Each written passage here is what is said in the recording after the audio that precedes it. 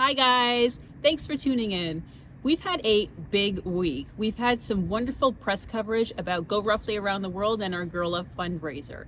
And so there are a lot of new people who have subscribed. Hello everyone. And I want to make sure that I answer the questions that I'm getting asked about riding with a big dog. So right now we're here in LA. We're just about to start heading south to continue our trip all the way down to the Antarctic.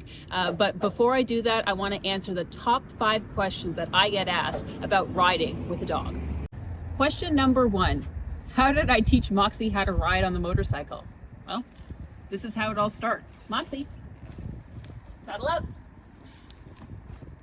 So basically, it requires treats, some positive reinforcement, and some patience. Basically what will happen is you use treats to get her used to leaping up into the cockpit. You have to practice some of those basic commands and like sit and lay down because those are key here. Moxie, sit. Yes, I know it's tiring. Lay down. Moxie, lay down. It happens often. She'll be up here. It's a new vantage point for her, so she's going to want to look around. So basically, you treat them for doing these things of sitting and laying down, of staying in the cockpit, and you can do that up and down thing a few times so that they sort of get used to the whole process of it. Then you harness them in, and then you turn on the engine. Always sort of treating them along the way because that's really important so they get that positive association with the cockpit.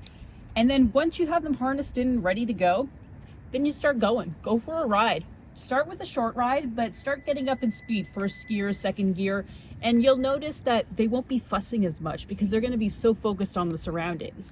And then make sure on your first ride that you end up going to a scent-rich destination. So something that's really good for your dog, like a park or somewhere where they're really going to enjoy it, because then they're going to associate riding with a really cool place. Then the next time that you go somewhere, don't take your dog.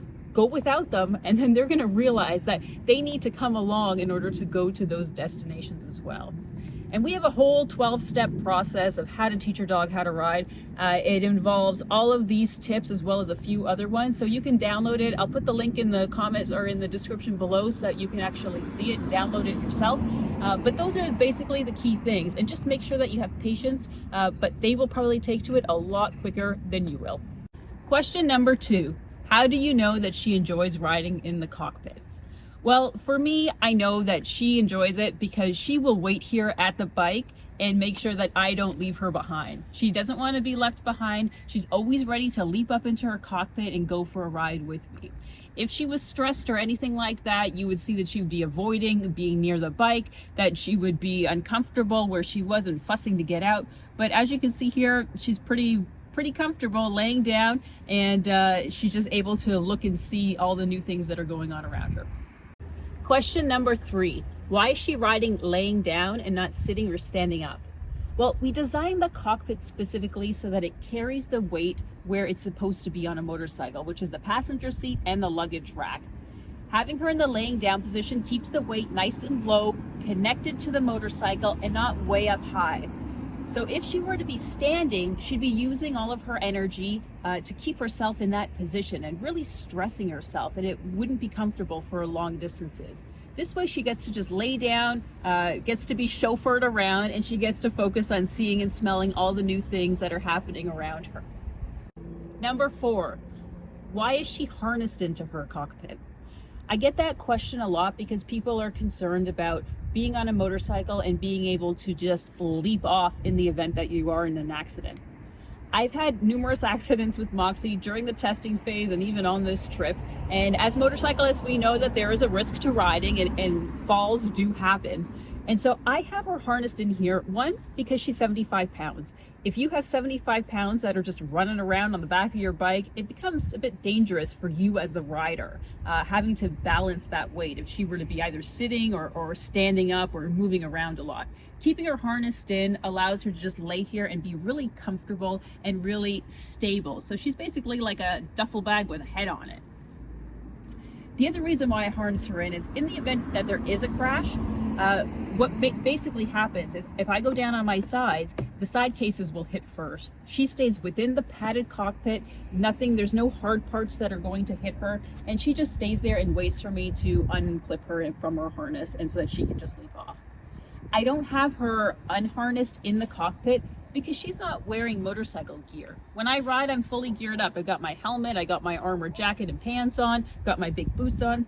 She is not wearing that. There is no gear out there that's armored for dogs, which is another reason why it's better that she's able to just stay within the cockpit and be safe on the bike rather than leaping off and potentially running into traffic if there are cars coming on that street. So this way she's just sort of hanging out here and she's just comfortable and as safe as she can be.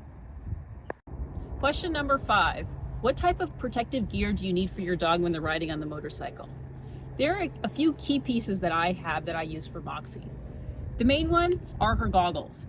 There are a lot of different goggles out there in the market. I'm using Rec Specs here, and I really like them because they have a nice wide field of protection here. These are UV protected, and she seems to deal with them pretty okay. Basically, they go over her snout, protects her eyes, and then they clip behind her head.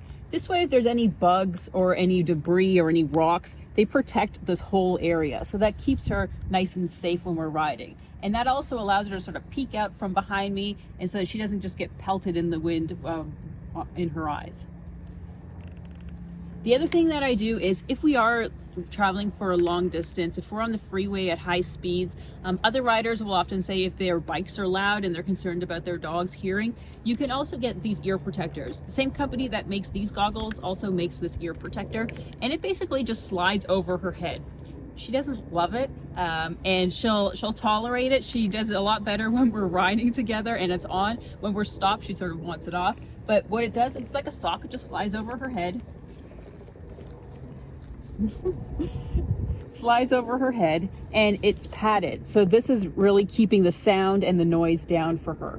And then the goggles are integrated with it where you can put them on, and it's got these Velcro straps so that you can keep it all together. So that helps if it's really windy, if it's a lot of noise, or if it's for a long distance. So these are the two key pieces that I have. Obviously, the canine motor harness is a key piece that she's always wearing when we're riding. And the difference between this harness and any other harness is that it has a waist belt, because the waist belt allows us to have this additional loop here for security, and I can put the tethers through. So this way it keeps her butt down and keeps her harnessed into the cockpit rather than having it loose and having her do a somersault if I were to do an emergency stop or if we were to have a tip over. So those are the key 3 things for inclement weather, bad weather. For bad weather, I do have a rain fly that goes over her. So basically it goes over her head, and it's just this rain fly that goes all over the cockpit. And it also has a hood that connects with the goggles as well. So that keeps her basically like 95% dry. The only part that gets a little bit wet is her snout.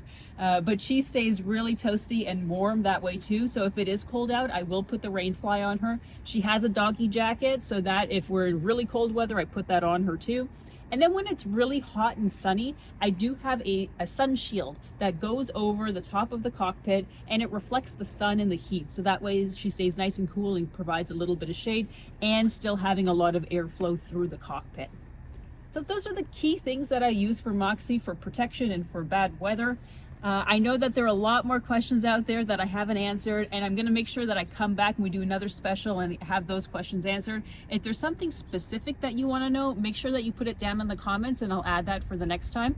And make sure that you tune into us next week, because we'll have our next episode out for Go Roughly Around the World, where I think we're going to have made the United States border coming down from the Arctic Ocean. So you don't want to miss it. Don't forget to subscribe to us here on YouTube and at Go Roughly for Facebook and Instagram, and head on over to Patreon next to see some of our behind the scenes and some tips and tricks, and so you can follow along with the adventure over there. Thanks so much for watching, guys, and I'll talk to you soon.